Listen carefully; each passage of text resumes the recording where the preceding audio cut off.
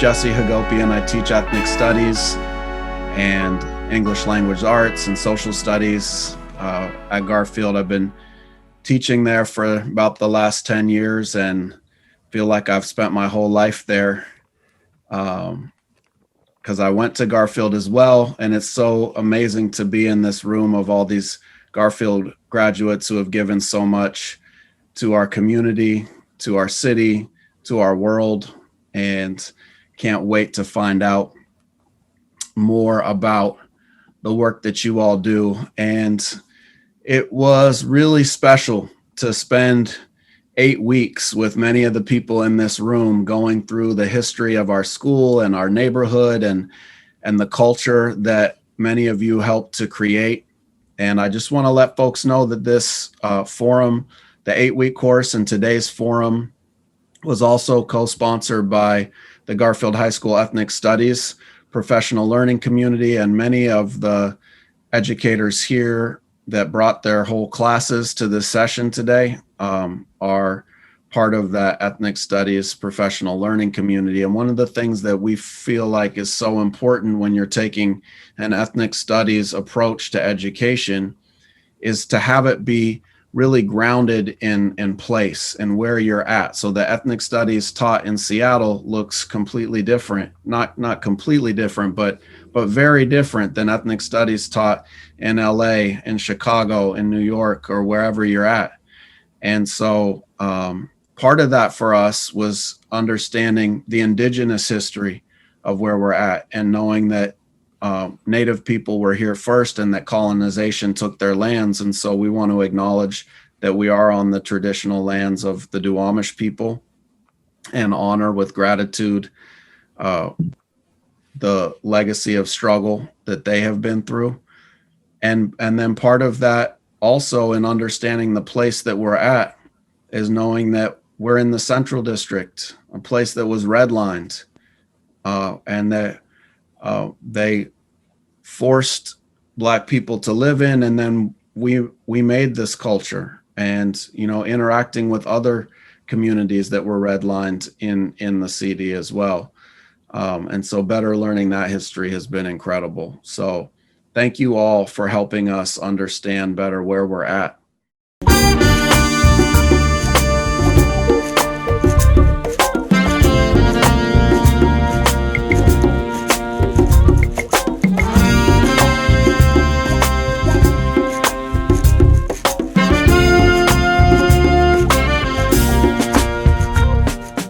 For the experiences that led me to Garfield, I originally lived in New York.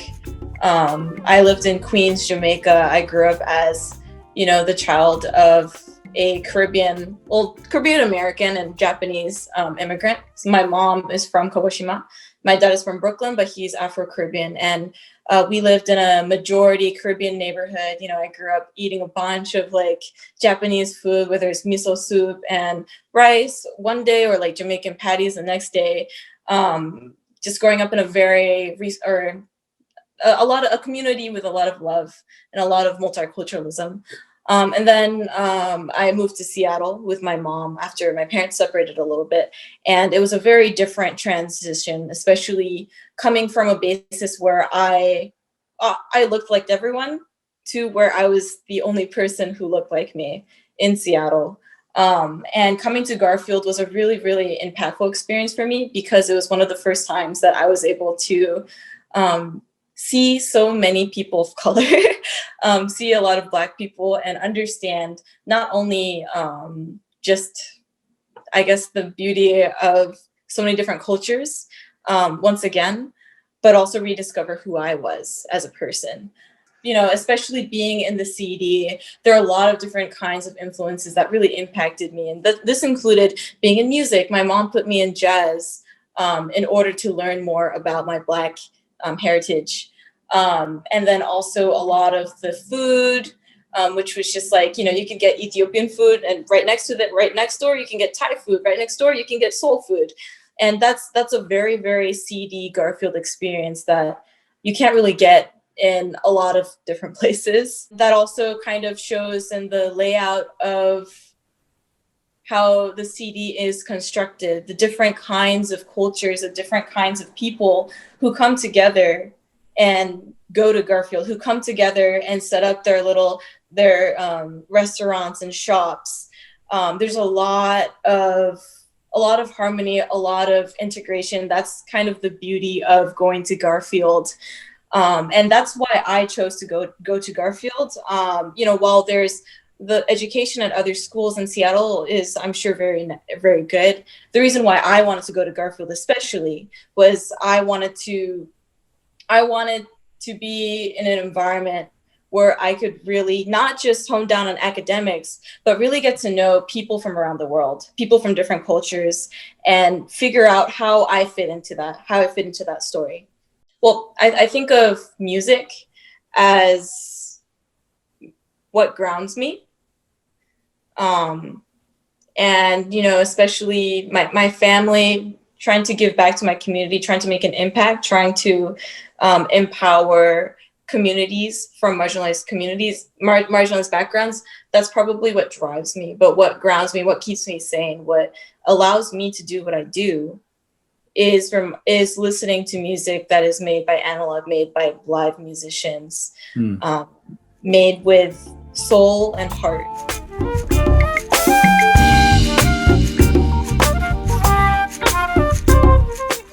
My father is an immigrant who came here from Jerusalem, but his family got to Jerusalem from Germany because they fled because Jews were being murdered in Germany. And so at a very real level, they were the type of refugees, just like when we think about immigration and how many people migrate today for survival, or like, it's not, oh gosh, it'd be nice to live somewhere. It's, we don't know if we're going to live if we stay here, so let's go somewhere else. So I think obviously that gives you a certain worldview because I can relate to certain things that way, or at least I was raised to think about them that way and to appreciate what different people bring to the table in different diversity. I think if you come from any kind of immigrant family, you may be more hip to that. Of course, you could not come from an immigrant family and still care a lot about that. But that's how my parents raised me. When I got to Garfield, Aaron and I were in the same class. It makes us sound a little older, but it was 1994. And there was a lot going on in the country, kind of like there is now, but there was a lot of different people with different experiences there. And I remember soaking it up like a sponge and loving it and finding the intellectual and cultural exchanges to be really interesting. I love that. It's formative. And it really informed the work I do now. And so I wouldn't assume that like everyone on the call, like everyone on this Zoom would know what I do now, but like people who watch the news or watch our program will come up and they say, well, why did you relate, you know, what 21 Savage said and what Lauryn Hill said to this story or whatever? Like I get that question sometimes. And it's like, to me, it's like we grew up in a school and a cultural vibe where like that was standard in the same way that it's the Quincy Jones Auditorium. So, you know, all of that to me was very much stuff that I just saw going on around me and tapped into and loved it. But it wasn't like any more than just riding that wave, Aaron.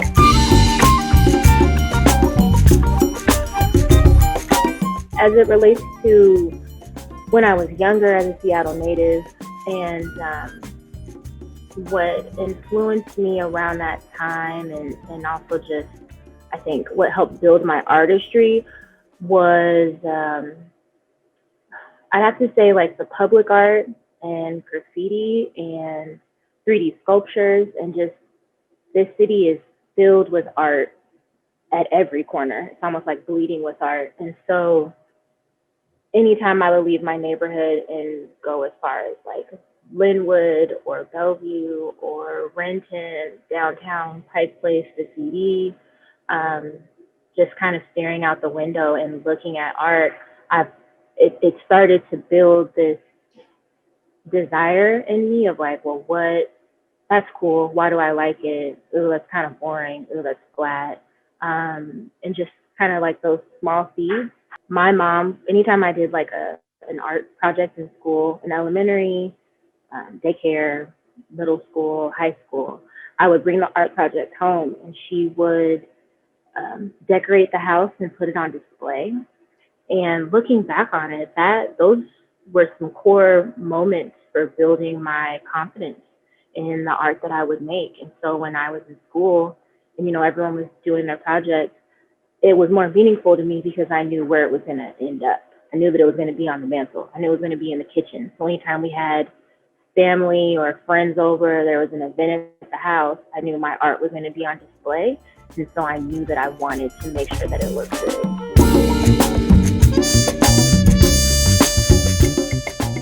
My journey of art, or journey with art, started as a kid.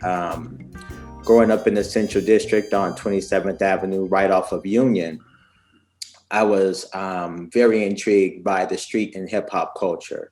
And hip hop culture, and when I say hip hop culture, I just want to clarify, I'm not just talking about rap music. Culture is the way you live. So that whole hip hop culture thing was made from the street element of things. So as a kid, looking out of my window, I seen the kids in the neighborhood break dancing, spray painting burners in the alley. So I was attracted to the break dancing. I was attracted to the sound of the music, the way they dressed, the way they walked. And I could just remember at a very early age saying that I want to be a part of this culture in some form of or fashion. And by 8 years old, I started tagging on walls. And I would say by 8, I was tagging on the photo. And by 9, I was hitting up bathroom stalls. And that was the first way I was able to self-express as an artist. My mother was very influential in allowing me to be the kid that I wanted to be. She opened up a door and just kind of fostered all of the things that I was into. I was buying vinyl at an early age. I was going to the rap store or going to the music store and buying rap tapes at, 5 and 6 years old. And she just kind of fostered that for me. So initially from the tagging, when I got to Garfield, I was probably tagging on everything that I could, and I was running with the crew. And being a part of a collective, you always wanted to kind of stick out. We come from the old school, so there's this saying, there's no biting allowed. So you always wanted to do whatever you could to be original. And in that, I found myself dyeing shoes. And that was another way I started self-expressing. So, growing up in the Central District was always my influence. And looking at the B-boys and the B-boy crews in my neighborhood, that's where I got all of my influence from, and, those B-boys were, like my older brother and some of my cousins that lived in the neighborhood, and a lot of the neighborhood kids that would be, 9 and 10 years older than me. They were the bricklayers for the hip hop culture that I witnessed as a kid. And that is where I fell in love with art. And that's what inspired me to be the artist that I am today. My freshman year, we were at the old Garfield. Sophomore, junior year, we were in Wallingford at the temporary building. and then we were the first class to graduate from the new building. So it was really interesting because also my sister went to Garfield, and so a lot of my like window into the school was based off of like her experiences, and we overlapped my freshman year. So as she was graduating, I was entering, and so oh man, like my freshman year of being at the old school, it was just so full of energy and joy, and there just was so much history in the building, and I thought everybody was cute. So every day at school, there's so much eye candy. I had the best time, but also like in terms of like school, I think it was great because in my opinion, I thought that Garfield was the best choice, that there was no other school that I wanted to go to in the city. And so I was very happy to get in. I would say as we left that building and went to Wallingford, it was interesting because in my opinion, you could feel a little bit of the soul was lost just by being in a completely like uprooting a plant and putting it in a new space. Like it took a little bit for everyone to get acclimated to being in Wallingford. How the central area and the artistic scene, if you will, has influenced the work that I do today. It's really very specific to the fact that this is where I grew up. This is where I live right now. This is where everything happened in my life. It was always a really, really diverse community. I only went to 3 public schools, Coleman, Washington, and Garfield. I went, did the direct line. And all of my family lived in the neighborhood. But more importantly, Garfield was the place. It was where people gathered. Anytime you got a chance to leave home and go more than 4 blocks away from home, Garfield was the place you went to. You never knew what was going to happen there.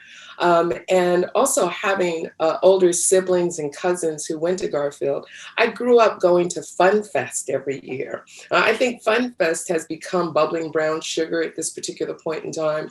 But Fun Fest was that talent show that all of the community musicians and artists got a chance to be a part of.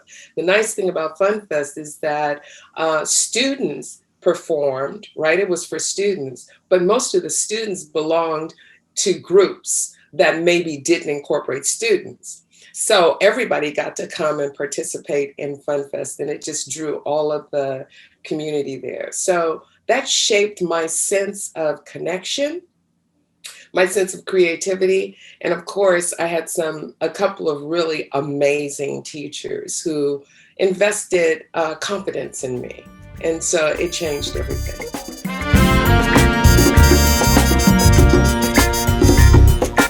I've been connected with Langston Hughes for a long time. I attended programs there, and then it became my first job in the early 90s. I worked there every summer throughout my teenage years, throughout high school, under the amazing and famous Steve Sneed, who was the director at the time. I performed there. Gosh, I mean, I've done, I've spent really most of my life in that space. And so it's been a really wonderful full circle to return there to do this really important work. So I'm really proud to be there and know that I'm in a space where I'm supposed to be. I mean, again, I'm Vivian Phillips' daughter. And so I'm not sure, I guess I can't say I didn't have a choice because I'm not her only child.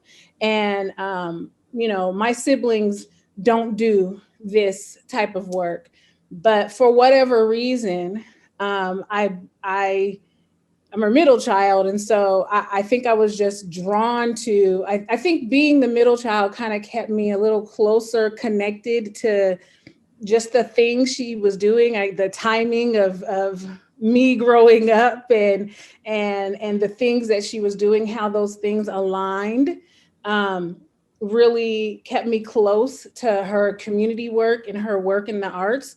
I participated in so many things that my mom has done over my lifetime. And I think I just kind of had a natural attraction to the same type of community-based work, really, even if it wasn't in the arts, that connection to, because I've always done arts in some way, shape, or form, but I've always been involved in community. Everything I've ever done, especially as my work history goes, has been based in serving my community. And I got that from her. So she has been my greatest influence, and she has exposed me to people who have been able to also support and mentor and have an influence on me. So like Steve Sneed and other people in the community who have kind of laid a foundation for my path that, again, maybe was intentional, maybe it wasn't, but just by being exposed to these amazing people that are right here in our community, have led me, to where I'm at today. So, first of all, I want to say about Jasmine, how proud I am. And I think every parent is probably proud that one of their children follows, so to speak, in their footsteps.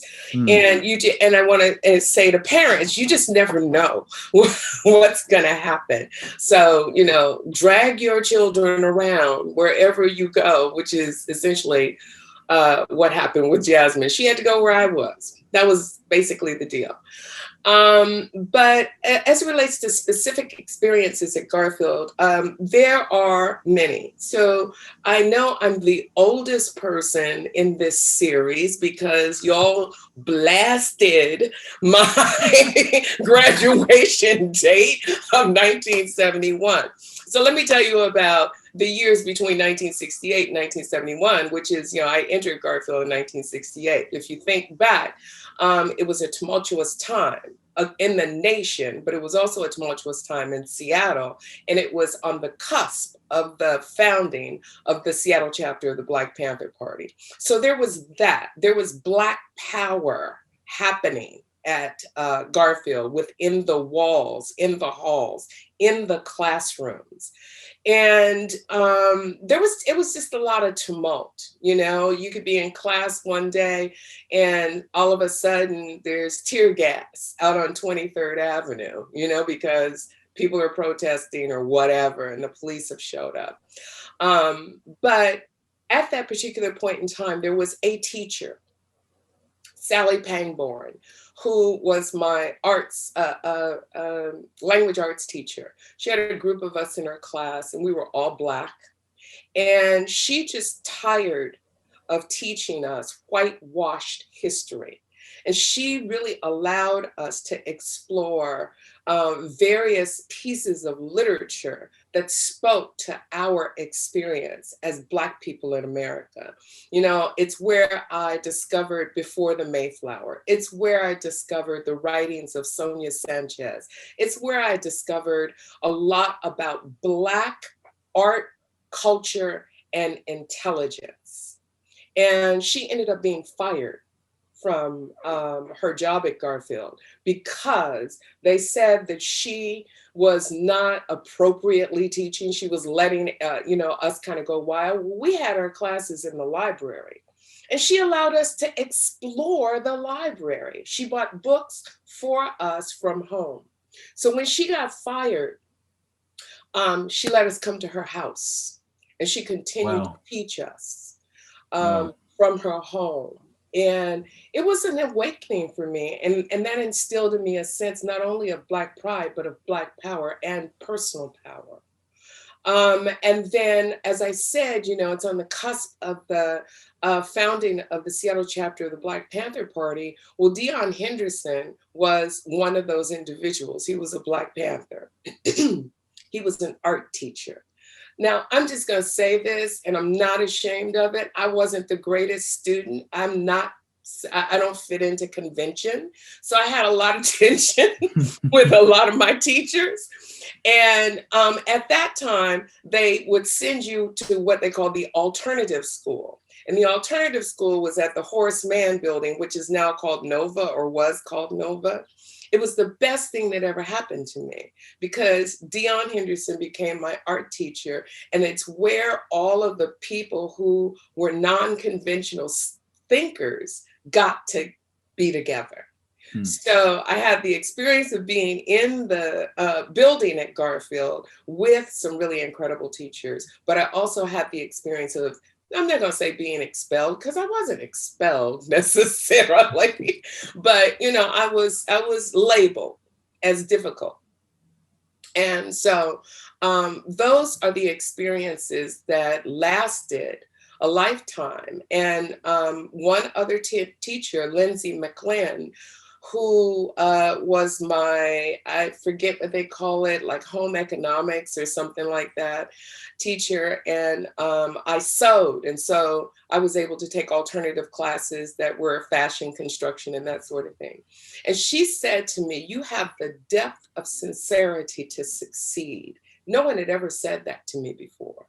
So that changed the trajectory of my life. So all of those things happened at and within Garfield in some way.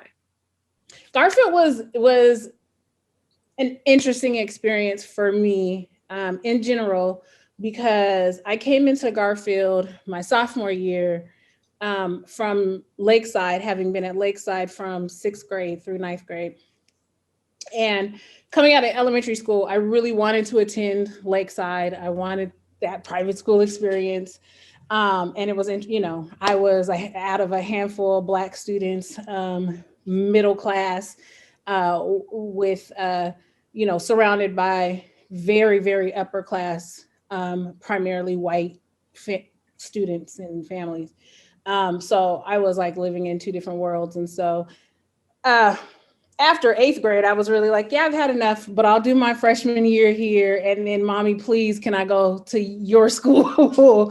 So we had a lot of conversation about that, because one, I had always my mom always told me stories about her experience at Garfield. And when I was growing up, my brother also attended Garfield. He's class of, well, I won't say, I won't put my mom on blast, but the 80s. And so I was growing up while he was attending Garfield. And just like my mom said when she introduced herself, I mean, our family went to Garfield, so cousins, everything. So I think we had another very similar experience. And so I was very drawn to the school, but I came into Garfield, I feel like, in a really interesting place. And so even though I grew up in the neighborhood, have been a part of this community my entire life, it was still a bit of an adjustment for me to be understood and accepted.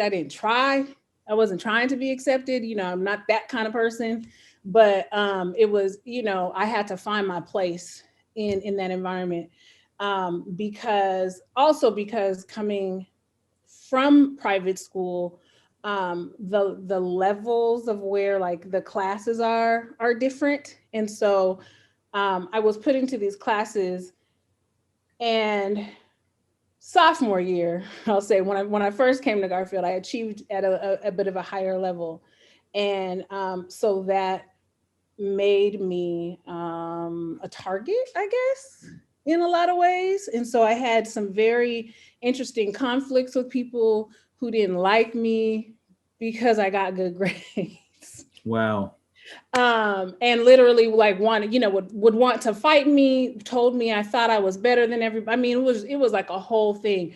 And so I came into Garfield with that, like having to face that challenge, got over it, and then got distracted by just being in my comfort zone.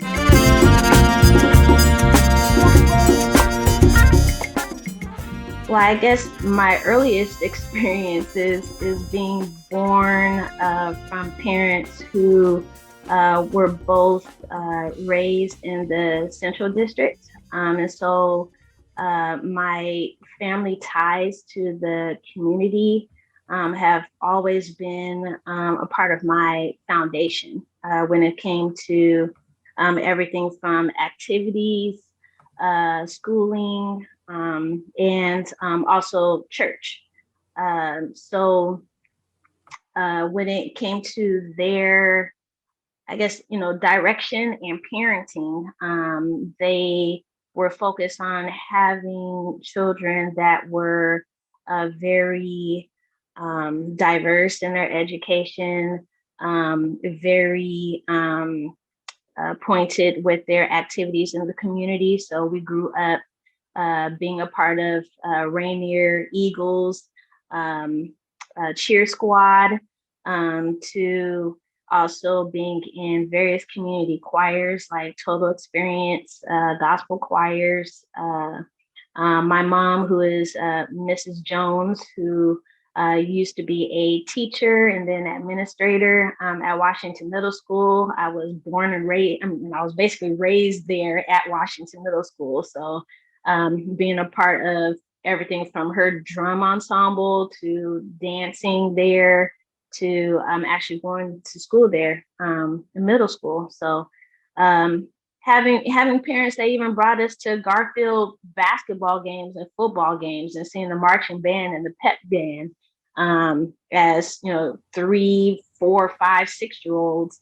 It has such a huge impact on what it means to be a part of the Seattle community, understanding that the African American, Black community in Seattle is small but powerful, and that whatever we do, we are representing not just ourselves and not just our family, but the community as well. That was, that even stays with me today, and I'm 43 years old. I very much still work in the Seattle area. There's a lot of my peers that, were also class of 9-5, 9-4, even people that are my parents' peers, classes 63 and 64, just by saying that you're a Garfield grad, they'll, quickly throw up the G and, open up doors for you, doors of opportunity for you that probably wouldn't even been necessarily open without that community tie.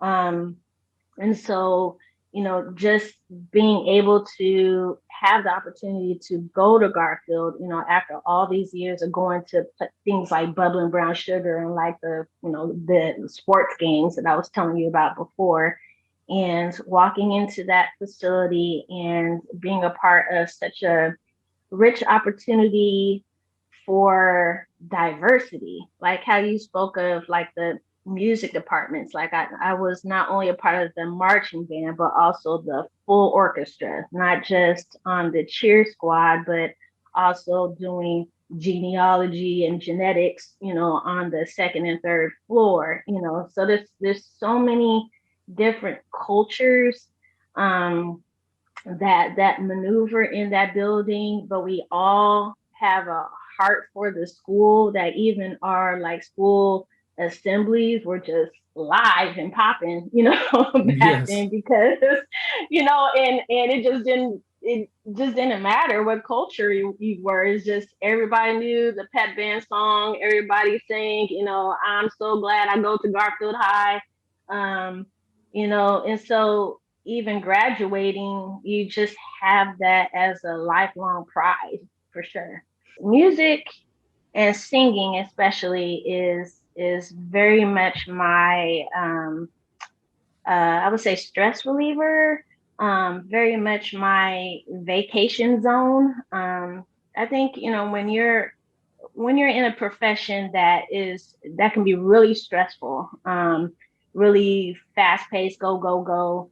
And, for me, going from the kitchen, chef mode, to coming home, I'm a wife, I'm a mother of 2 young children. We always need that hobby, craft, that space, those moments daily, in the least bit weekly, that give that just allow you just to be you, allow you to let go of any stress and tension that you have. And singing, especially gospel singing, does that. I'm a soprano. I can sing all three parts. I sing loud. I sing soft. I love being able to be in the kitchen and listen to the music that I'm studying, to sing at a concert later on that night, um, gospel music, the words and lyrics really, impact my soul. So, if I'm going through a stressful situation, I can literally just, hum and tune to myself, and my whole mindset is regulated, for the task at hand.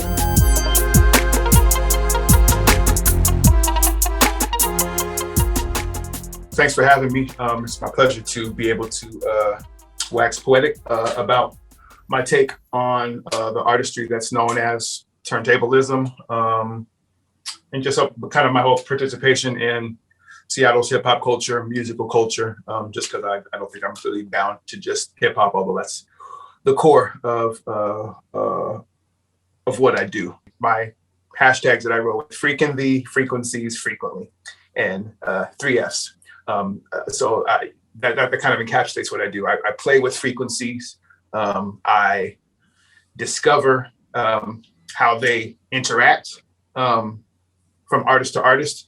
I have a penchant for harmony and blending, and even technically. We live in a mashup and a meme and a remix sort of a culture. So I have a place within that. Where I enjoy finding where two different pieces of music mesh and match up, harmonically, naturally. Because nowadays, especially like with different things of technology, you can kind of, you don't necessarily have to have the ear to do that any longer. There's a lot of plugins that can manipulate, so you can kind of even tune any song to be any note that you want it to. Right. Which is kind of wild. But I find that it's a little bit more potent when you don't have to touch it much, when you leave things in their original state. I was raised in Mount Baker. It's right outside, right as the Central District sort of begins. You can get into sort of contention between Garfield and Franklin. I live closer to Franklin than Garfield, but I was brought up heavily in the Central District. My parents came over here in the 60s, late 60s, 68, married in 69. I had my brother in 69. I have two other siblings. So my brother in 69, my sister in 72. I was born in 75. And they were Seventh-day Adventists. They went to church on Saturdays. And essentially, we didn't really listen to too much secular music as far as my first memories of music or being in the house, as far as records and whatnot. Like BJ Thomas, like a lot of gospel artists. BJ Thomas, Amy Grant, Mahalia Jackson. My sister's named after Mahalia Jackson. My sister's name is Mahalia. And my brother, as a matter of fact, my brother's name is Ken, but he's also a professional tenor. He's an opera singer. He's sung with all types of organizations. Three Mo Tenors, which is like the black version of Three Tenors, like with Pavarotti and whatnot. He still does musical stuff in Houston to this day. He has a master's degree in applied voice. So in the 70s, I could kind of write my first sort of musical memories about 78, 79, probably around actually 1980 when Rapper's Delight had come out. I remember my cousins being in the house coming up from California. I remember that single being in the house. But even before that, like I said, we were raised in church. We went to Spruce Street, which is a church right behind Garfield, a block right behind Garfield. And some of my earliest memories are the chords of, the church organ and things like that. I remember there being this sunken turntable, and I remember playing this part of this Andre Crouch record. You don't know what you're missing until you meet the Lord, or till you've met the Lord, or something like that. And this funky little ditty. It's 1, 2, 3. It's a little 4-bar, and a bar being a 4 count. Well, it's about maybe 8 bar. 1, 2, 3, 4. Yeah, an 8-bar loop. As far as the progression of this little song, and I remember the first hearing where it turns around, like right before it loops, and there's this one little funky little guitar riff, and I remember really just enjoying it and wanting to repeat it a bunch. You know, I'd take the needle off and I'd keep on playing it over, and I credit that as like my first sort of hip hop thought. You know, as far as taking a piece of something else and isolating it, not necessarily knowing how to repeat it, or I don't even know if I necessarily wanted to repeat it in a hip hop beat making sense. I know I just enjoyed it, and I would play it over and over again, because I think back now, like what I've used it in a beat or something like that. And it's not necessarily a part I would have done that with, but I remember really that's where I started liking specific parts of songs. And thinking of things in little parts or whatever. So I'm listening, I'm recording the mix, and on like random, 5, 6, 7, 8 sort of counts, I'm punching myself in. I'm going from, it's already on tuner, which is the radio. I would have the record ready, and I would punch it over back to radio. On beat. Yeah. So then I'm basically making myself a recording of that rap show with myself infused in it, as though I was, I don't know, an additional DJ. The position I fantasized occupying at one point, which I would go on to do. But those two sources are what I had on me as artistic expressions when I would meet Vitamin D at Garfield in '91. He was already there performing at assemblies as his group, the Ghetto Children, which was about a 4 or 5 man operation at that point. But he also had a real turntable, a real Techniques turntable. This is the Techniques 1200. These are like the industry standard that were used, that's been used since the 1970s, really. But he had another, it was like a Techniques 1800, which was just as good, except the pitch bar wasn't a bar. It was like a little rolling wheel. But even that was very deluxe, because you could actually change the fine-tuned speed of a record. I graduated Garfield in '93, got a scholarship to University of Washington, was there, but it was also still sort of chasing this music industry dream, and ended up sort of being the main business person behind what would end up being Tribal Productions. All of our groups would meet weekly or bi-weekly. We'd pool our money, from doing various shows to fund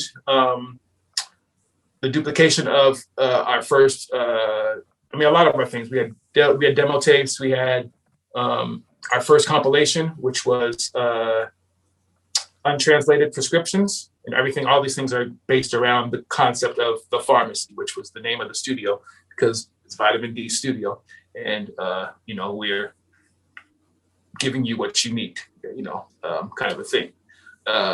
So we did untranslated prescriptions, and I was also starting to do my own mixtapes, and I really started them to be a vehicle of promotion for us, when I realized that radio doesn't work how I want it to work.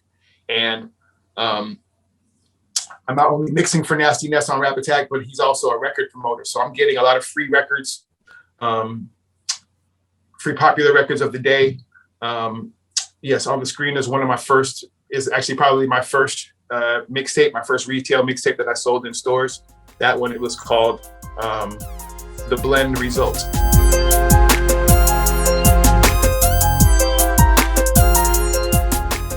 In the Central District, I grew up down in Madison Valley, and I was sharing with Aaron before, I had a couple people ask me about how did I get into the restaurant industry, but more for me, it started from being a kid. My passion has always been music, family, fellowship, and food. You know, those are things that go hand in hand. I grew up with my father being a chef. You know, I'm the youngest of 7 kids. And we used to have a lot of gatherings at our house where it'd be like house parties. My parents and aunts and uncles, they'll be playing cards and stuff like that. So our house became a host house. So I've always been used to people being around and family and fun. And I was sharing with Aaron a funny story that when I was younger and they would have these parties, that I would have my aunts and uncles, they would be like, hey, baby, go over there and pour me a vodka and soda. And I'm like, well, which one's vodka? You know, and then I'm like pointing and they're like, yeah, the blue bottle. Okay. And so you pour a drink like you would pour a drink for yourself as a kid, like a big glass. And bringing that drink to them, they will also give us change, like 50 cents, a quarter, sometimes even $1. So you're talking about in the 70s, getting that amount of money was huge. You know, you go to the corner store, I'm like, look, I'm treating today because I got money. Also, the music was something that was really huge, like in the household. It was always some vinyl being played. And even back then, it was 8 tracks, you know, but it was always vinyl. So at these parties, sometimes you can be, you know, I would be able to be the one that could change the vinyl over, just as long as you didn't mess up and scratch the vinyl and bust that needle. Those were 2 responsibilities you had, you know. So my roots really come from my home, where I grew up, how I grew up around my family. And there was always some food. You know, my dad being a chef, there was always something to eat. And then you also had to learn how to cook, because there would be days where he didn't cook. So you would need to learn. But I think my advantage being the youngest, I had older siblings. So I'll often get out of cooking, but I would watch what they would do. So then I would learn how to do it myself. For me, I was at Washington Middle School from 80 to 83, and I got to Garfield in 84. And that's when hip hop was just, it was huge. It was like, we would often get in trouble in class because we're like beating on the tables and, you know, trying our own forms of rapping and rhyming and stuff like that. It's like when I first heard hip hop, I knew that was something that I wanted to be involved in. Like it spoke to me. It was like learning a new language and feeling it. Like I heard it, was like, man, this is just something that's awesome.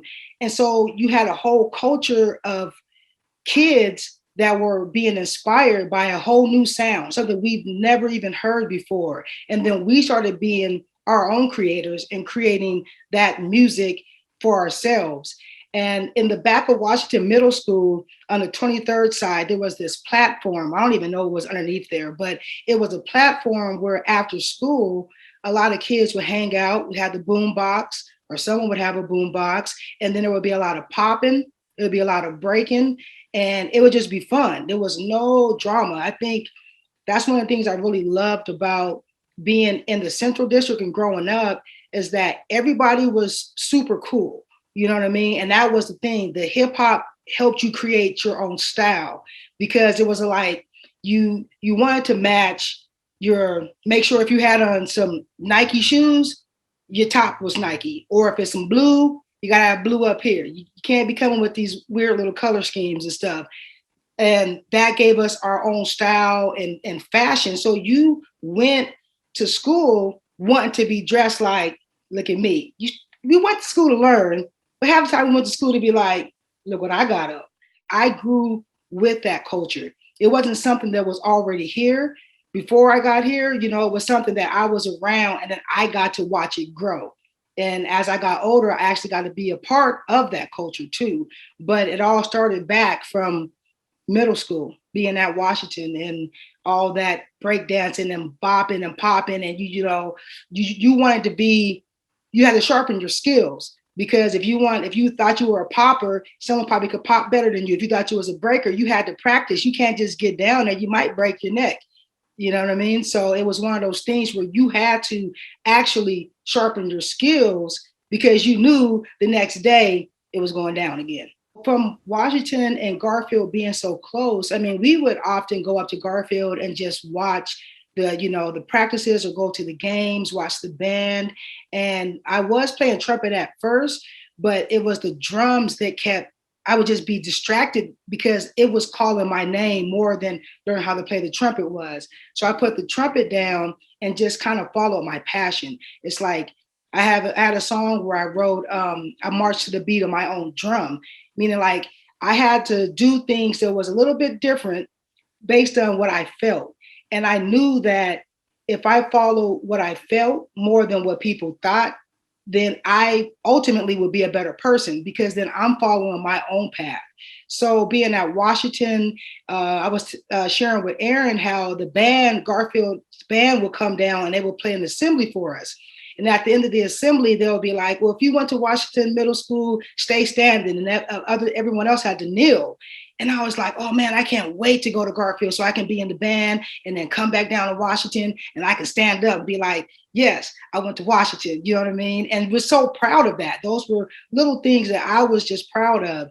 And so when I got to Garfield and was introduced to Mr. Acox and all of his just greatness, you know, learning so much from him and especially the upperclassmen. I think that's one of the things too, that back then there was a lot of fellowship. Like a lot of my peers and older cats that went to Garfield, they were like, if you're willing to learn, I'll show you, but you got to be willing to learn. If you're not, then just step away from it, you know? So being in the band was huge because it's like, there was the marching 100s. That's what we were. And there would be 107 people who could make the band and you'd have a couple other subs in case someone got sick, but you had to earn that spot. You was not given that spot. You needed to earn the spot. And if you had to battle for it, so be it. But you had to earn your position in there, which I thought was really good too, because it made, once again, you sharpen your skills to learn how to do what it is that you say that you want to do. You know, it's so easy to say that you want to do something, but then it's like, well, you got to practice that. And you're like, practice? But if you don't want to practice, you're not going to get better. I don't care what it is that you do. If you don't practice it and learn it, then you're not going to be able to really grow into it. So Washington to Garfield. And then for me, Garfield to Southern, which is where Mr. Acox went to. When we were in band, we would watch videos of Southern, their band. And I would be like, I got to go there. And I started learning more about the school and I was like, I got to go there, you know, and it's like an all Black college. And of course, it's completely different from Seattle, but it was just an amazing experience to be able to have someone as like Mr. Acox to be able to show us and share with us that there's more to what it is than our little circle here. Like there's more out there. And those experiences that I had at Garfield was just like, it's still something that's with me today, you know. Very proud to be a Bulldog. You know, I have a lot of people that didn't go to Garfield. There's always like, man, I don't know what it is about you guys who went to Garfield, but it's like you guys are like a code or something because you guys like stick together.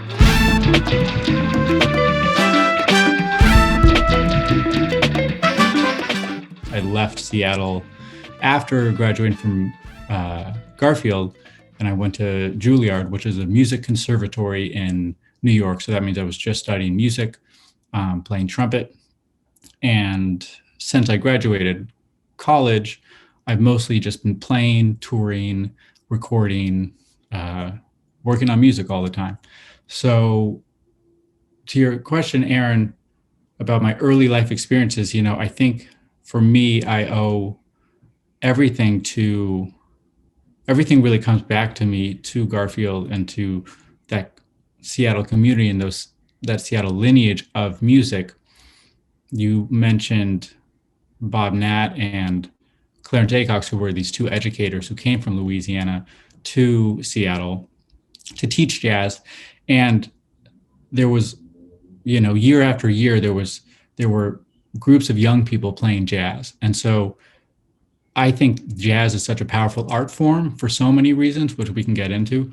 But I think one of the most wonderful things about it is that it's so contagious. Like once you hear a little bit, it has an energy that sort of just hooks you for life.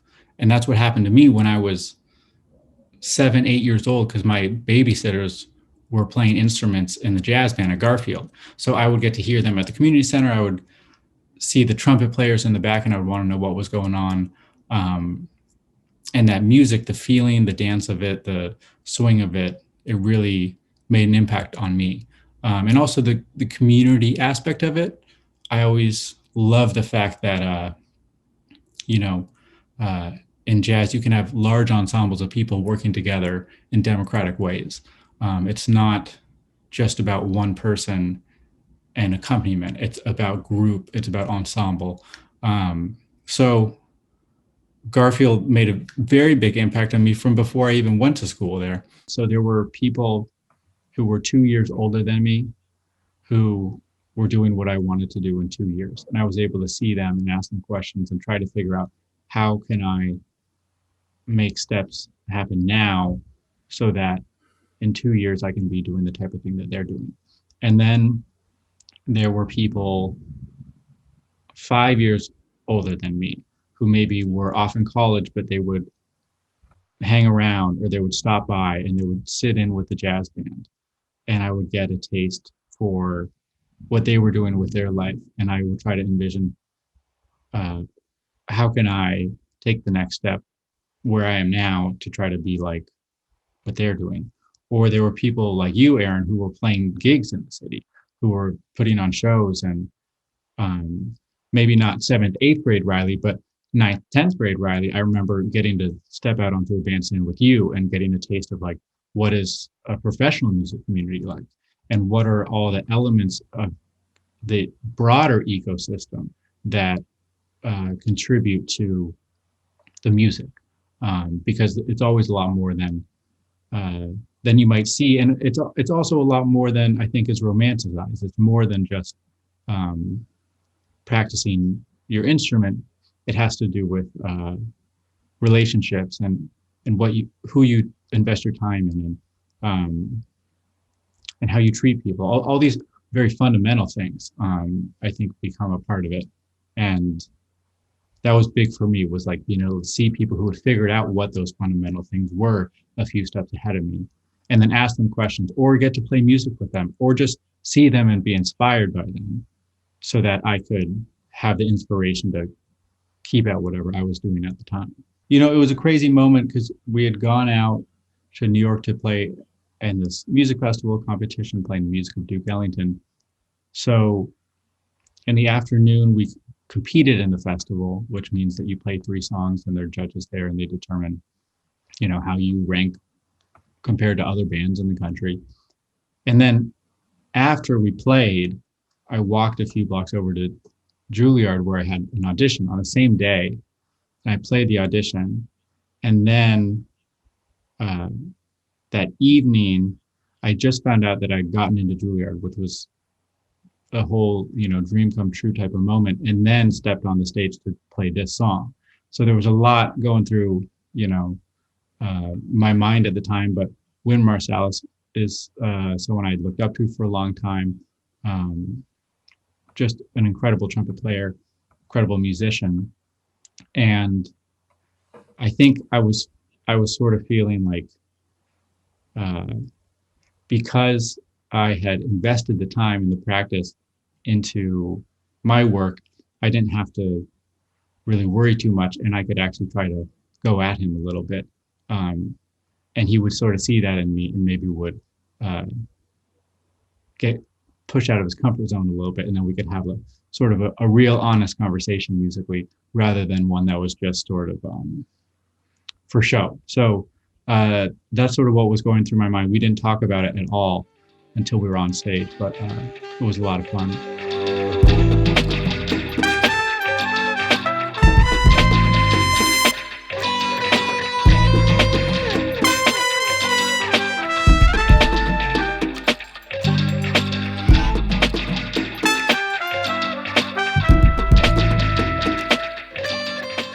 I don't think it would have anything really to do with the classroom or education experience per se, but I do miss the sense of community that came out of the Garfield late night programs, the Teen Life Center.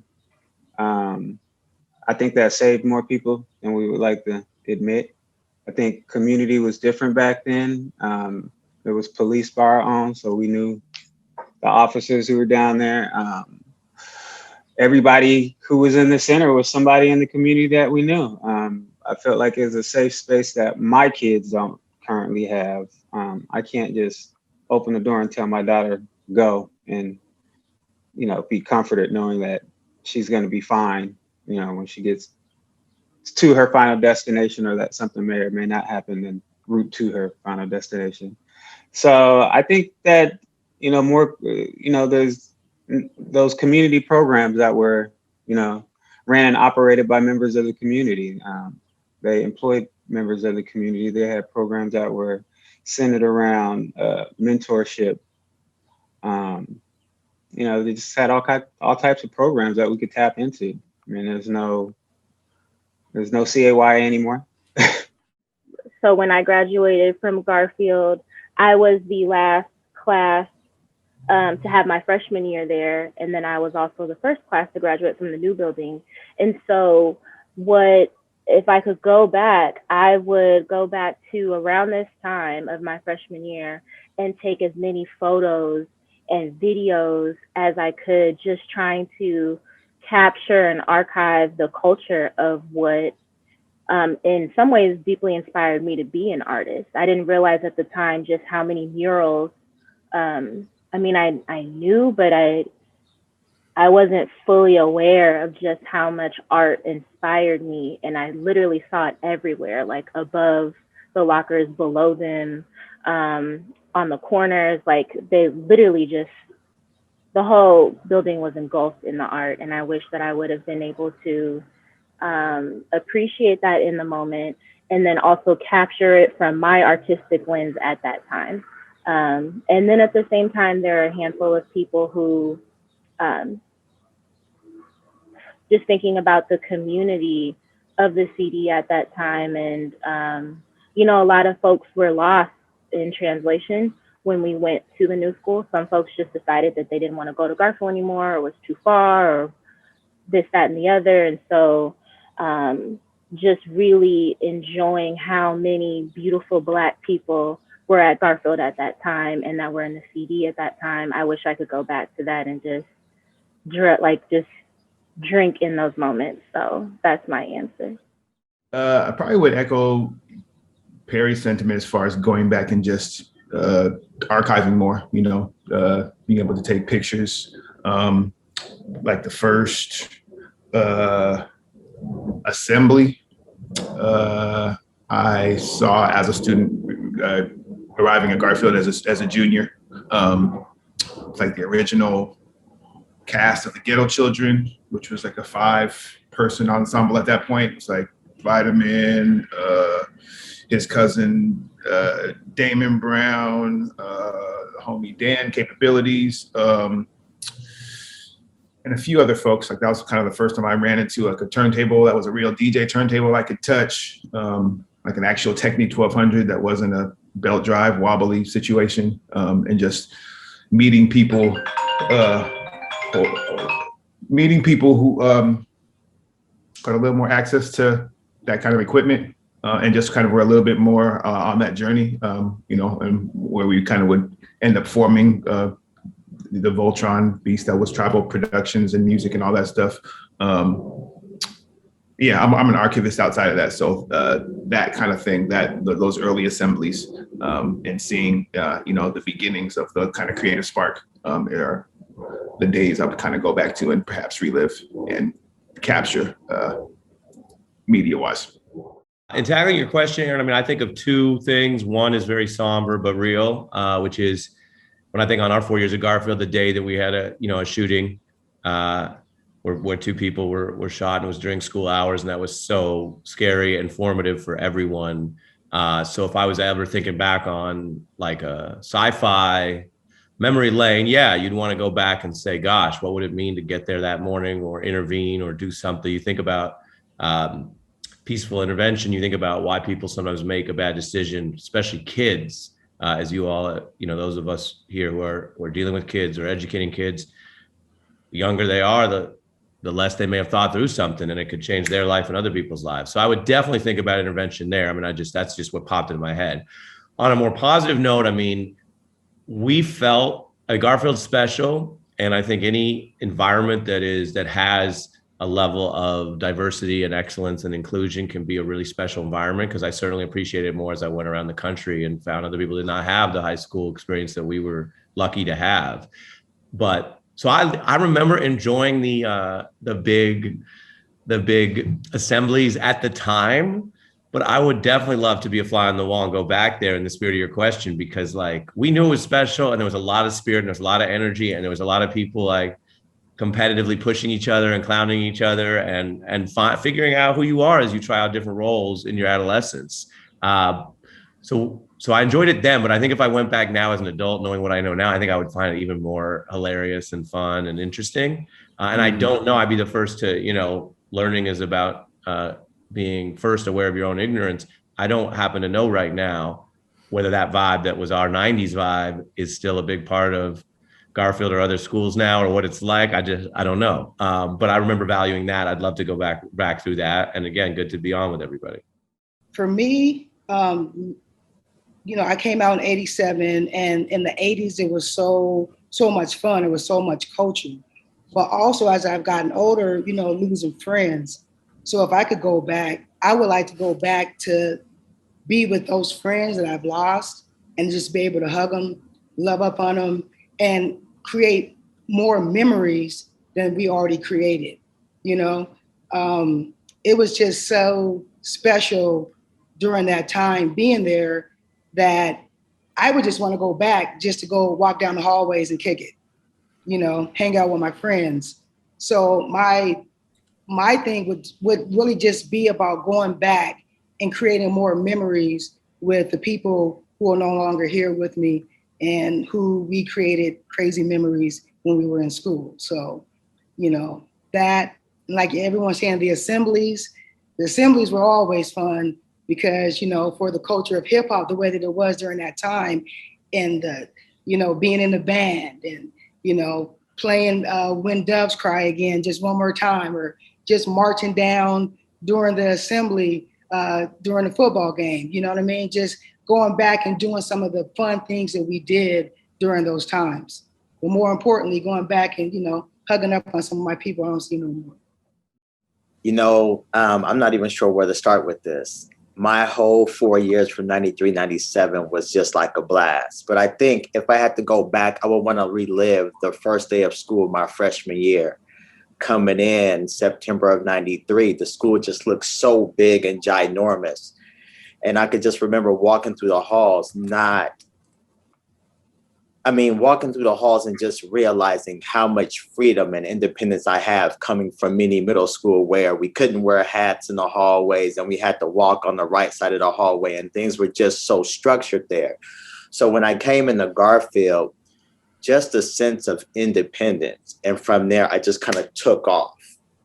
And when I say I took off, me and my homeboys, we just ran through Garfield. We kicked it. From freshman day to the time we graduated, doing a lot of stuff that we probably shouldn't have did, and doing some of the things that we were supposed to do. What I would like to change for me is if I could do it all over again, I would be more focused. At that time, I was more influenced by the streets outside of the doghouse. I was influenced by the Central District streets. And I wasn't really sure what I seen for myself in the future. What I thought about was today and tomorrow. I was living, literally being present in that moment. So I didn't dream, or when I did dream, I just didn't feel like I could touch them. I didn't feel like I could be across the world. I just knew the hood. So if I could go back, what I would do is take a lot of that energy and direct it into a more focused goal, but my 4 years was a blast. That would be the only thing I would change. I missed the basketball games in the gym, going to the football games at night at Memorial Stadium. All that was a blast. So I would just like to relive it all again, but more so have a goal that I could put that energy towards. That way, we don't have to start late in life. We could start working on our dreams early on. So that's what I would like to have change, or that's what I would like to revisit, if that answers the question. When I was thinking about this, actually, one of the first things that came to mind was that shooting that Ari mentioned as well.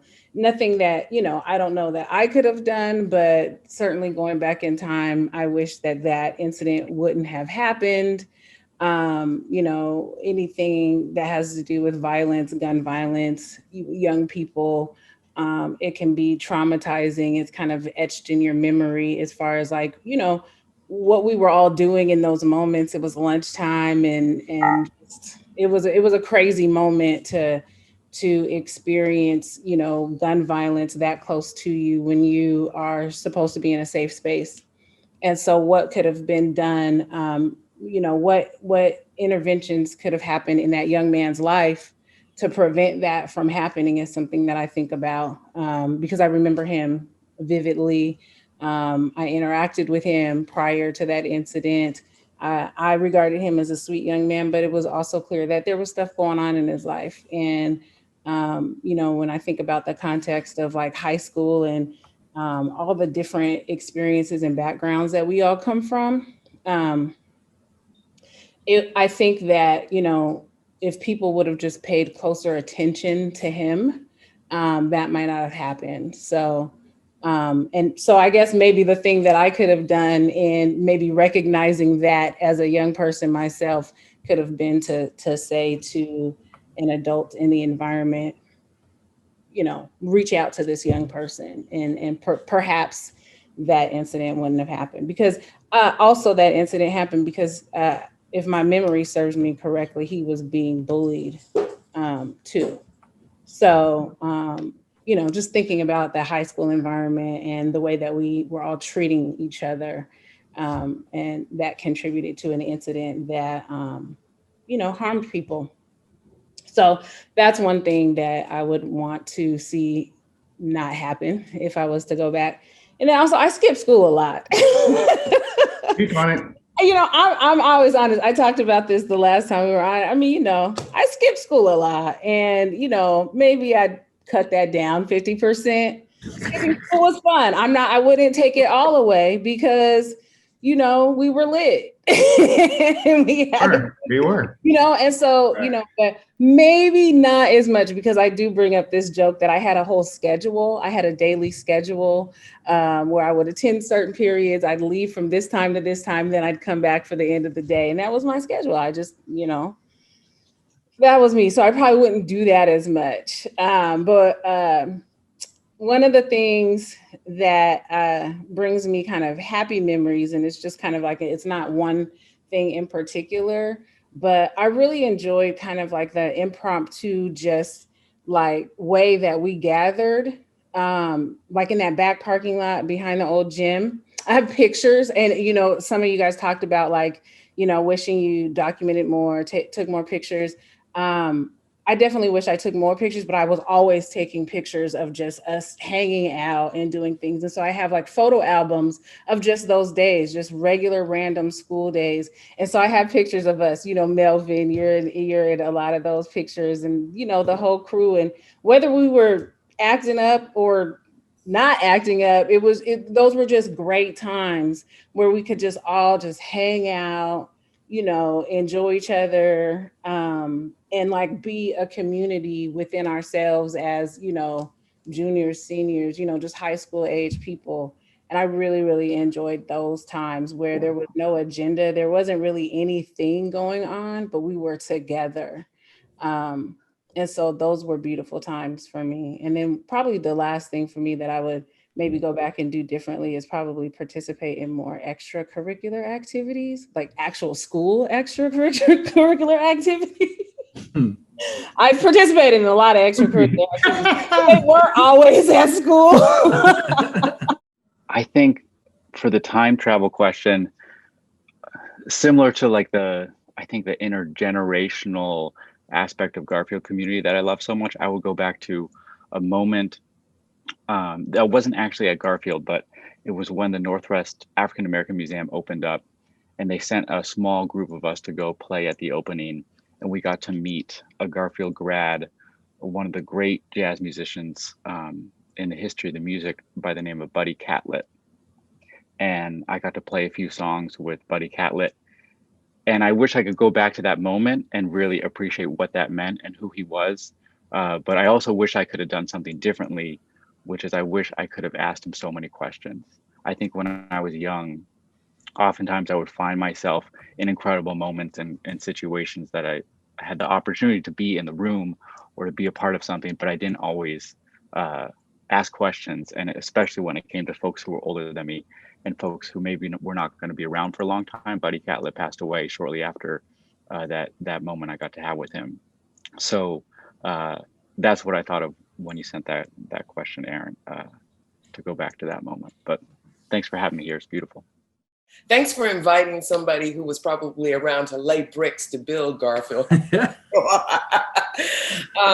When you see the image, you'll see the timestamp on it, and it's a Polaroid, so you know it's old. But this image was taken in 1971. I think it's October 1971, which is actually after I graduated. So go ahead and do the math. But this image is from the backstage of the old Garfield Auditorium. Everybody who went to Garfield before they renovated the building is probably aware of how important that backstage was. The person in the image with me is Ann McKinney. She is deceased, rest in peace, Ann. But this is an image from a modeling troupe called the Olorumbi Modeling Troupe. And Olorumbi is a Nigerian word for a woman's story. Why this is important to me is because before I graduated from Garfield, I joined a modeling troupe. And the modeling troupe had access to the school. And this for me reminds me of what a community center Garfield actually was.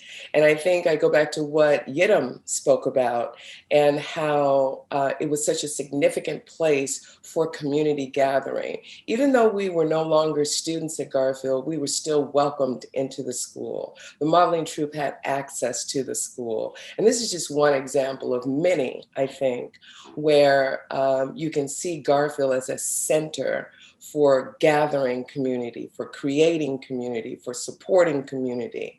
And if I could go back in time, I would go back to a time when we could continue to make Garfield be that place where everybody was welcome, where everybody's talent was encouraged, and all people got a chance to gather. So that's why I use this particular image of Garfield.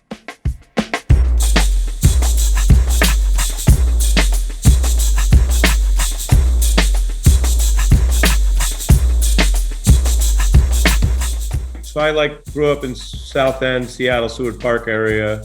Went to Garfield High School, but I've been gone for a while, living in Brooklyn, New York. And, it's a huge issue here because I think gentrification on racial and class lines is a big issue in a lot of cities, a lot of places. I would probably, from experience, know less about the recent vibes in Seattle, but Aaron was saying, yeah, talk about what you do know out here. I think in New York, which is a place that is a center for culture and capital, which means for a lot of important big things, this is one of the cities that you need to be in. And yet, depending on the field, and yet people are completely priced out. And the history of New York is quite extreme because while New York's an expensive place to be now, the younger people on our Zoom here may or may not know the history that at one point it was so bankrupt, it was like trying to get one of those bailouts from the feds.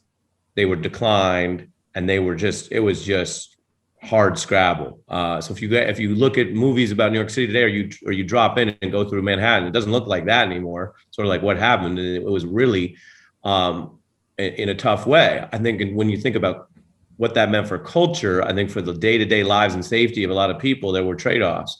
On the flip side, this was a place that had at one point an incredible creative explosion in a cheap or affordable, non-gentrified space. And I don't just mean out in the most distant corner of Brooklyn that's an hour away from everything, which is fine. day to day, some of the best like warehouse parties are in those neighborhoods. But what does it mean to be a part of and not have to commute 2 hours to be a part of the city? And there used to be in downtown Manhattan, Lower East Side, Soho, and then of course, definitely many parts of Brooklyn that are still quite close to the city or considered more desirable, was very, just very affordable housing. And so when you think about that and some of the things that I believe we all care about in this grouping, from what I understand, it's like you had Basquiat and Warhol and these other people that were marginalized or rejected in one sense, but could all like live and be together as artists, as artists without money, basically. And so you had this creative explosion. Then with the success, the storyline's very familiar here as it is, I think, to many places, many people you guys know, which is as soon as there's some success, there's gentrification, there's co-opting, and then there's the price gouging of the people who made the place desirable to be. And I don't mean only, because it's complicated. There's more than one reason to live in a neighborhood, but some of the people who actually made the neighborhood have a heartbeat that made other people want to come be there or quote unquote cool are the very people driven out. So that, I mean, you go through Soho right now, just to stay on the New York example, like I said, the place where like, I mean, Warhol was marginalized as a gay artist at a time when outside of the art community, that was not as acceptable in American life. Basquiat was a young Black artist challenging the status quo. You had all this other energy there. You go to Soho right now, it looks like Disneyland, and a studio apartment, like literally a box studio apartment, is, even in COVID, is like $3,000 starting. And then anything else, you got a 2-bedroom, it's thousands and thousands more. And it's just like not viable for artists. Forget artists, it's not viable for most people with any kind of normal job, or 9 out of 10 people.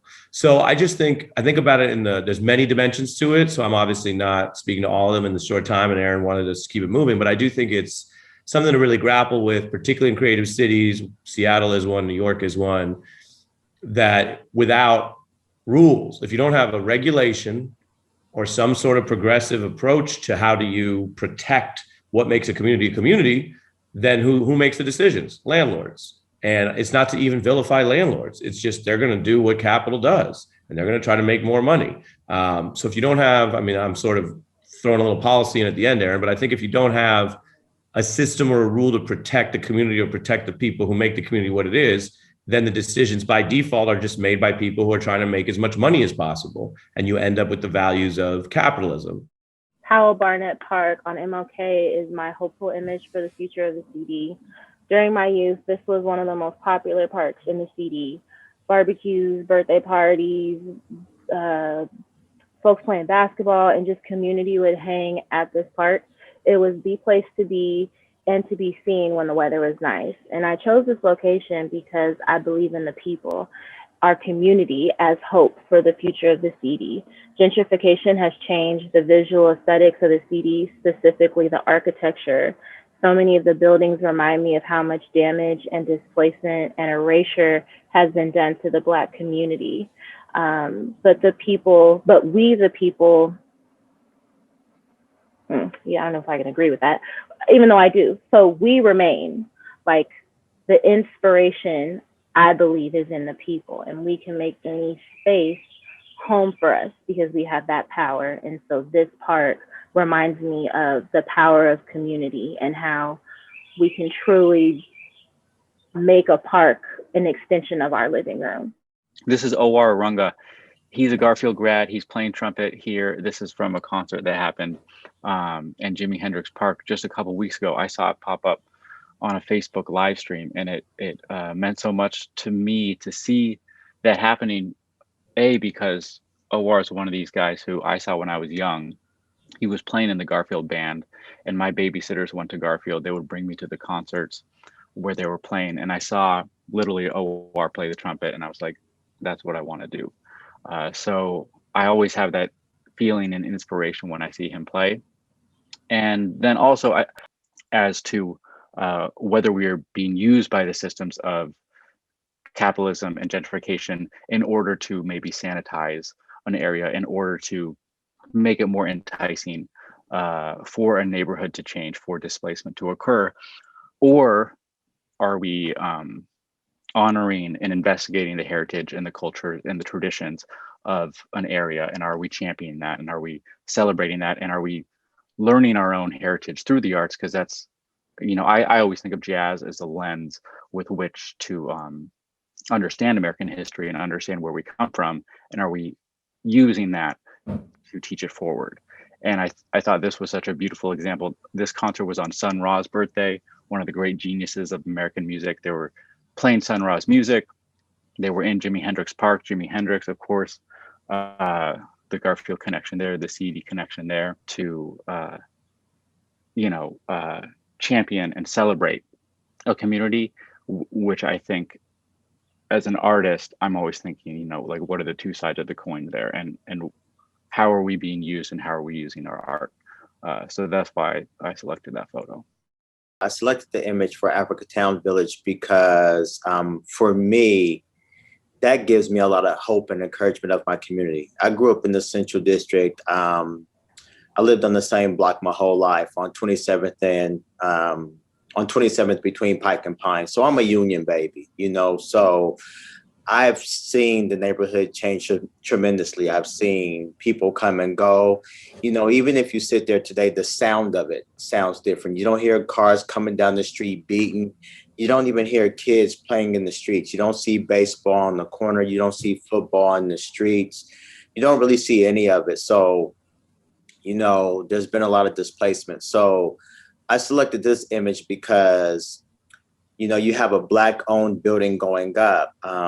Liberty Bank is one of them, but now we have the new Africatown Plaza. And what that represents to me is Black people coming back to the CD, so that gives me a lot of hope and encouragement, even with, I think the Bryan Manor is coming down, and that's going to be rebuilt up into something else where Black people will be brought back to the CD again. So with all of these structures going up, that gives me a lot of hope and a lot of encouragement that we are returning back to the Central District where we put the soul in the soil, if you let me tell it.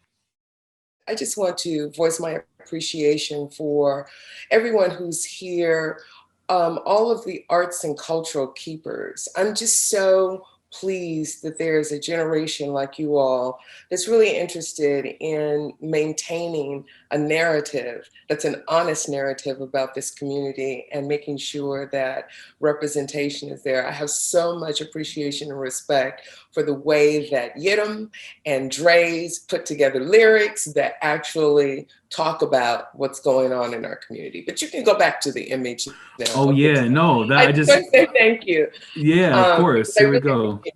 But this image of Christy Brown in front of the Liberty Bank building at Communion is important to me because it's people like what Christy's doing and absolutely the work that Erica is doing that feeds the soul of our community.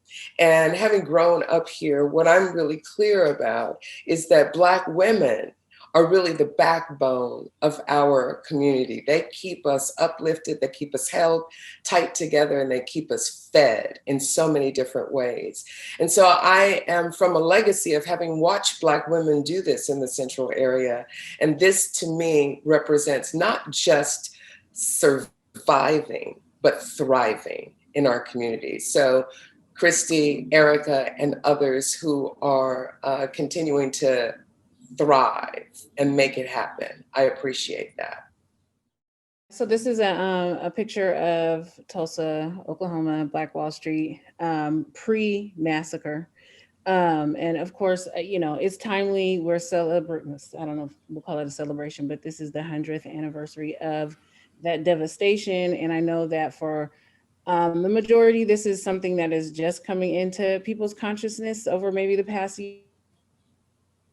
And first, we've known about it a little bit, but I chose this image because it's my hope for the Central District in particular, that we can become and return to am I frozen? Because I can't tell Oh, you're good. Okay, good, because my internet's been tripping, but hopefully that we can return to and once again become a thriving Black community where it's once again a community with a majority of Black people as residents and business owners, and not being treated as visitors in a gentrified neighborhood or guests. This is our home. And, certainly as someone who is still a resident of the Central District, that shift for me has been very interesting, being in environments where it's like, oh, where are you from? Are you from here? What's your history with the neighborhood? All these dumbass questions that people ask when it's like, no, like I literally have connections to these blocks. I live a block away from where my mother was raised, the home that my grandmother owned and lived in uh, forever. I'm 3 blocks away from my mother's home. And so, we're here, we're kind of spread around, but kind of like to what Melvin said, it's important that we are able to come back and thrive in this community, and to an extent reclaim what's ours, and not be treated as visitors or guests. And it's also timely that, and this wasn't even on purpose, but it's also timely that yesterday on this very block, on Jackson Street between 23rd and almost all the way down MLK, in commemoration of the Black Wall Street 100th anniversary of that massacre, that people in the community came together to amplify Black businesses within Seattle and the surrounding areas. And it was a beautiful sight to see. It was much larger than I would have ever expected, but it was, Black business owners and just Black people in general, coming together in celebration and in community and beautiful energy. And that we need more of that in this community. And so it was great to be on a block that has been heavily gentrified, and being able to step outside and see so many of us back where we belong. And so that's my hope for the Central District. There was definitely moments where I look up and I was like, man, this is iconic, or this is, that feeling. And I borrowed Melvin's caption for Instagram post about it. It just felt, it was even if it was for a few hours, like it felt like it used to feel. I feel like compared to everyone else, I came to Garfield when it was towards the end of gentrification. So of course, there was still a lot of things that were well preserved through generations. But, I graduated 2017. And even though, every year I just see just so many things just change just over the course of, such a quick amount of time. The Azel's chicken still stayed there. And I think it's still there. I think I remember visiting Garfield quite recently. So, that is definitely, and it's right next to Garfield. I feel like it's a very strong symbol of not just the cultural significance of Garfield, but also the cultural significance of the CD, and also remembering, because even though when I was there, the Garfield had like 33% Black population. I was one of 2 Black students in like the AP track. So especially kind of seeing, well, I guess like not seeing probably compared to other people, but already seeing so much gentrification happening within not just the neighborhood, but within my school. I felt that as well was also the thing that was able to remind me of where I'm going, rather than where it may potentially be heading off to. Yeah.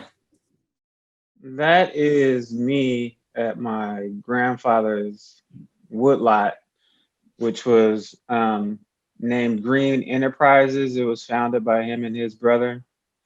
And it was located on the corner of 23rd and Cherry for 27 years. When gentrification really started to take hold, we were pretty much forced off of the property and forced to close our doors. 27 years right now, if you guys look at where Coyote Junior High is, that's where we were located at. For me, this is a powerful piece only because we have this conversation of Black Wall Street. And I think I would like to think that I kind of witnessed that in the early 90s. If you were to look up 23rd, Martin Luther King, Cherry, Union, Jackson, Jefferson, it was all Black businesses. What was powerful about my grandfather's business is that he actually employed people from the neighborhood. It was that business single-handedly that allowed him to amass so many pieces of property in the Central District, as well as support not only his family, but his extended family who were all moved up here from Arkansas.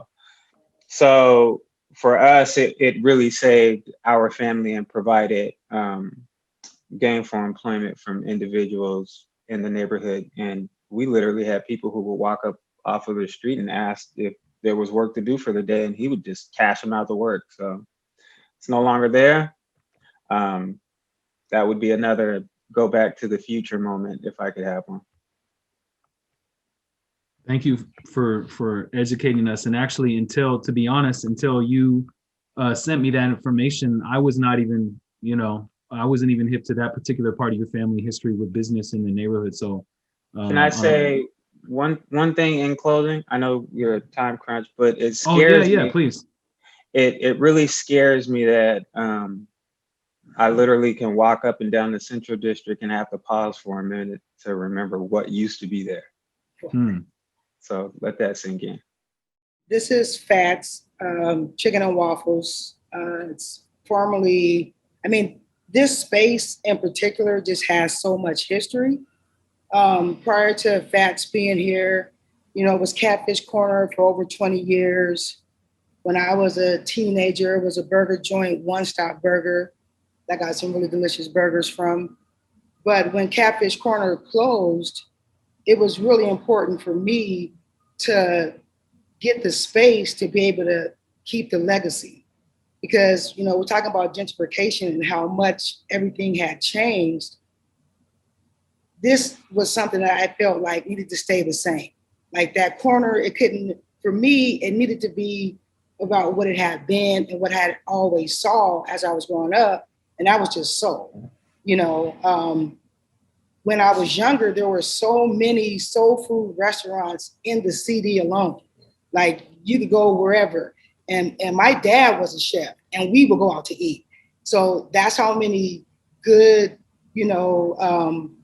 chefs that we had in places that we could go to, and that was just community. And as a kid growing up, that's what I saw. I saw people that looked like me owning businesses. So I've always wanted to have a restaurant. I never thought about this space in particular, and that's where I'm at right now because it's quiet and we're closed, no one's here. I also unplugged the phone because it would have been ringing. But it's just like important to create something and keep it the same. And so like what Jasmine was saying, when people come, I can give them history, tell them stories, about how the neighborhood was, what used to be here. And then I also have people that are older than me who will come and tell me about the store across the street or that this used to be a store. So to get those stories, it's like, yep, that's it. So, we're going on year 6 and it's through COVID and all creating something that I always say people initially come for the food, but then they come back for the vibe. Because with the music's playing, you got people dancing, having a good time, and of course you're eating. So it just reminds me of being at home. That's the feel, there's plants hanging, there's macrame. Just feels like it was when I was growing up. Sometimes you smell some incense because that's just how I do it, but I want to also have the youth see that it's possible that if you want to be an entrepreneur, if you want to open a business, then, do it. Follow your dreams. It was a dream of mine, and you got to just connect with people that can help your dream come true, and work together And, you know, hopefully it can be people that look like you, but I'm in the mindset, if you think like me and we can make something grow, let's do it, you know? So this is my space, this is my baby, and, you know, we're here. So y'all want to come and get greasy, you know where I'm at, baby. 2726 East Cherry Street. I guess I'm my mother's child because she, when she shared her photo, she talked about how Garfield at the time was really used as like a community center, like a hub, you know, people could come back to. And I've seen that throughout the years, there's less and less of that. And so when I was looking at the questions and really thinking through this question in particular, that's actually what I had jotted down. So it's ironic that you brought that up. But it's really like, to me, you know, if the Seattle Public Schools and the Garfield administration could really go back to welcoming the community back into the spaces and creating access to the spaces, especially like the Quincy Jones Auditorium. I've heard from community members that they have not been allowed in the space to when the community has reached out to want to utilize the space for community events, they've been told no.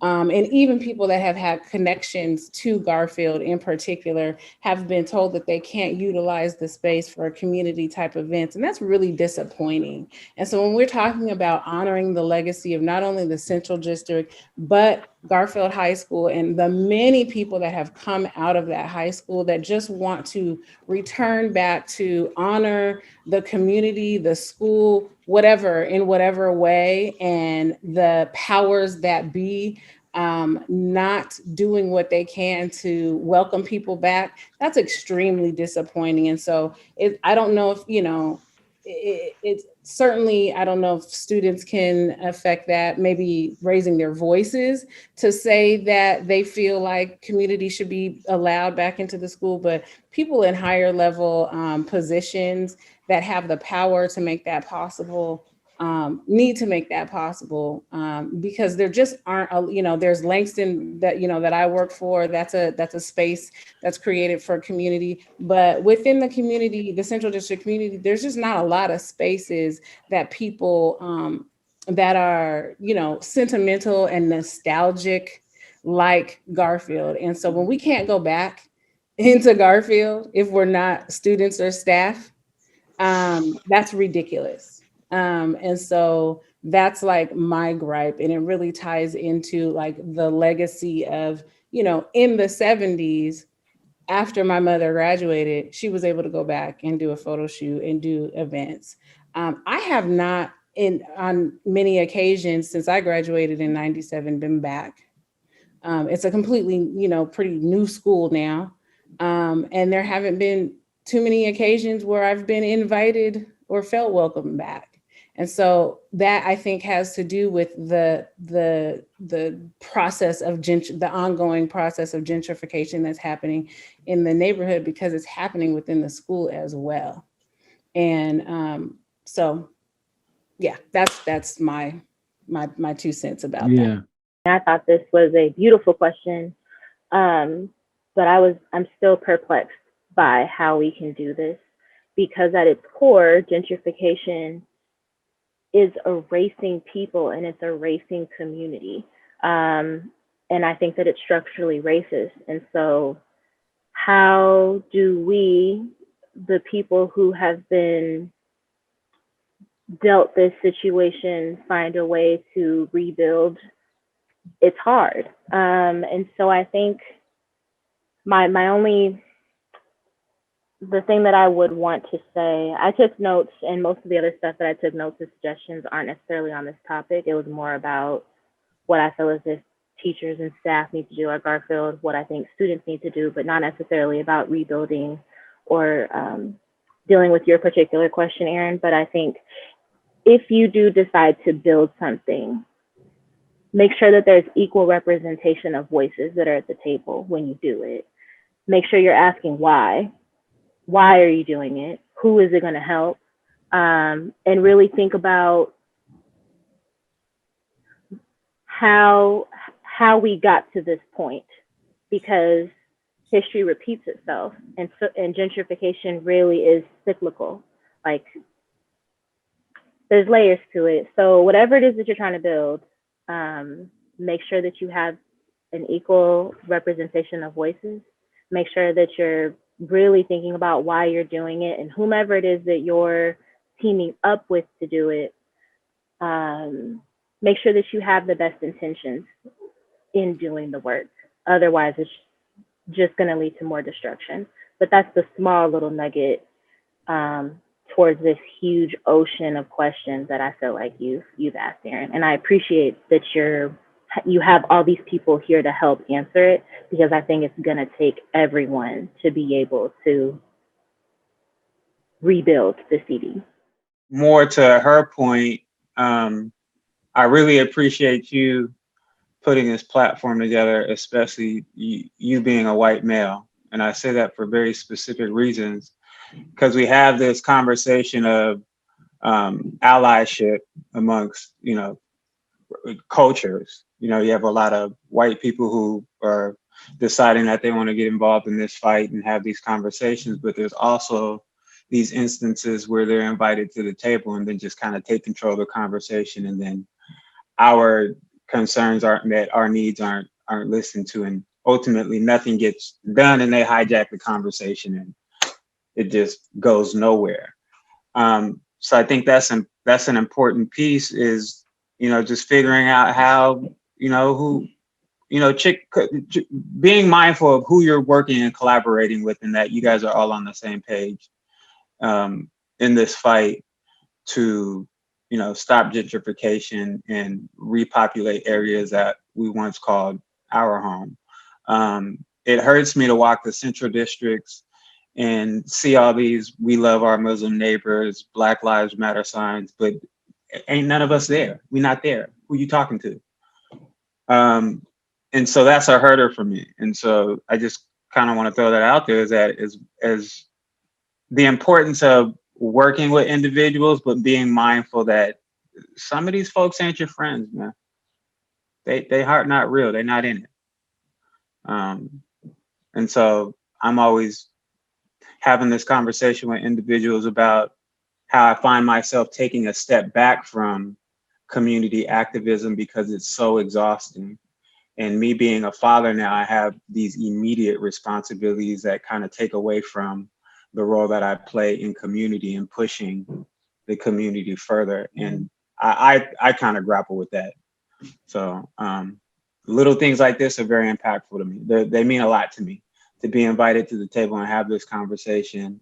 And then sometimes talking out loud, it leads me being the horse to water and answering a question that I've been not able to answer until I start having these conversations with individuals, as far as what role do I play in the community in this one of many conversations that have a negative impact on the Black community. A couple of things. One is, first and foremost, we should never be thinking simply about how we move in the world, but we should be thinking about how we move in the world and how that impacts generations that follow us.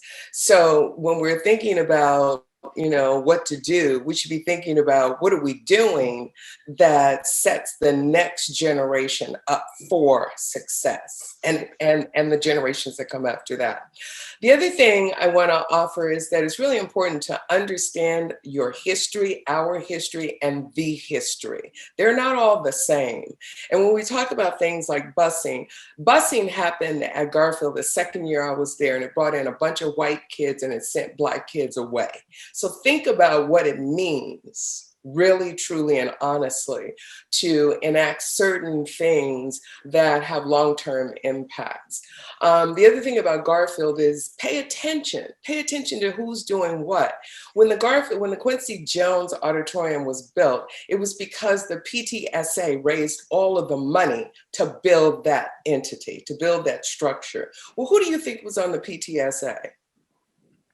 It wasn't the Black parents. Okay, so they now have control of what we once considered to be a community owned piece of property. So we've been shut out. essentially.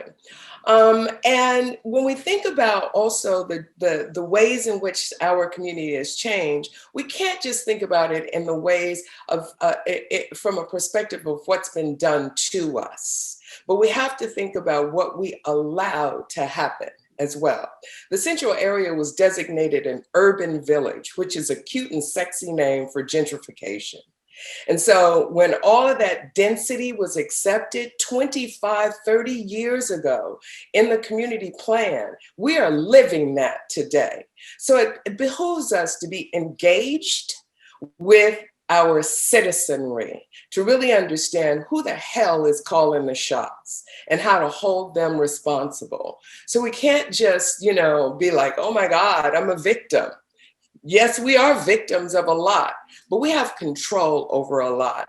And when we're thinking about preservation, we've got to get into the mode of thinking about holding on to what we have. So many of the properties that were lost in the Central area was because grandma was there by herself trying to hold on to this property, and her kids and her grandchildren were out doing something else. The next thing you know, the property is gone. And there's also this thing called eminent domain. In the 80s, when drugs were rampant in the Central area, if grandma's house was targeted as a place where her grandchildren who had sold drugs was coming back to, the city had the right to take the property. So I'm just here to say, let's talk about it. Let's think about it. Let's be really strategic in our thinking and talking so that the future looks different than the past and the present. Bars. Amen. Bars. Yeah. We know Vivian was an MC too, man. Right, where's the microphone dropping? Man, she's in the radio. She's out here with these bars for everybody. Yes, thanks for bringing us home.